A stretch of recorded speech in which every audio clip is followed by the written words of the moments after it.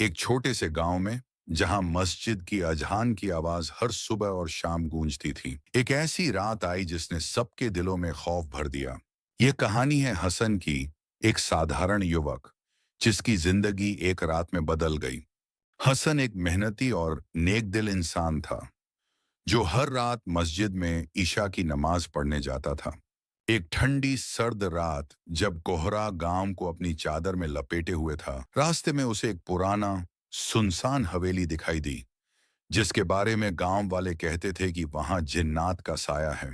हसन ने इन बातों को हमेशा अफवाह समझा था, लेकिन उस रात कुछ अजीब था। जैसे ही वह हवेली के पास से गुजरा, उसे एक हल्की सी फुसफुसाहट सुनाई दी, मानो कोई उसका नाम पुकार रहा हो। हसन, हसन। आवाज इतनी ठंडी थी कि उसकी रीढ़ में सिहरन दौड़ गई। उसने आसपास देखा, लेकिन कोहरे में कुछ दिखाई नहीं दे रहा था। उसने अपने डर को काबू किया और आगे बढ़ने की कोशिश की, लेकिन तभी उसे एक चमकती हुई चीज जमीन पर दिखी। वह रुक गया और उसने झुककर देखा। यह एक पुराना ताबीज था जिस पर अरबी में कुछ लिखा था। जैसे ही उसने ताबीज को उठाया, हवेली के दरवाजे से एक तेज हवा का झोंका आया और दरवाजा अपने आप खुल गया। हसन का दिल जोर जोर से धड़क रहा था, लेकिन उसकी जिज्ञासा ने उसे अंदर खींच लिया। हवेली के अंदर अंधेरा था, सिवाय एक हल्की सी रोशनी के जो ऊपरी मंजिल से आ रही थी। हसन ने धीरे धीरे सीढ़ियां चढ़ी।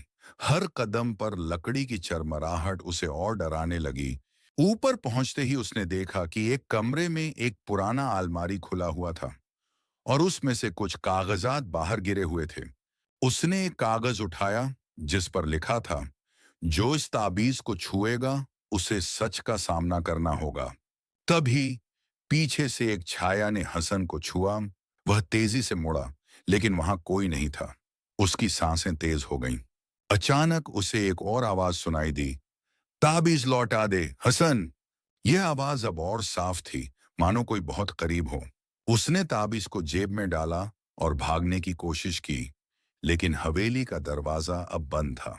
हसन ने हवेली में इधर उधर भागना शुरू किया। हर कमरे में उसे अजीब अजीब चीजें दिख रही थीं। पुरानी तस्वीरें जिनमें चेहरे धुंधले थे और दीवारों पर लिखे अरबी शब्द जो चमक रहे थे।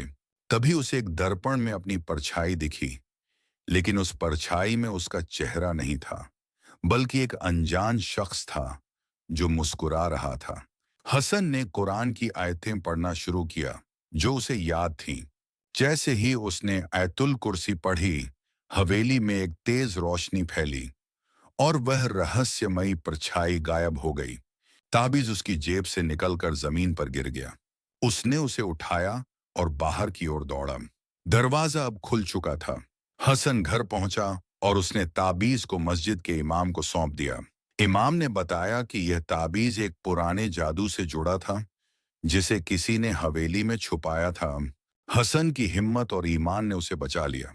उस रात के बाद हसन ने कभी उस हवेली की ओर नहीं देखा, लेकिन गांव वालों की कहानियां अब उसे अफवाह नहीं लगती थीं।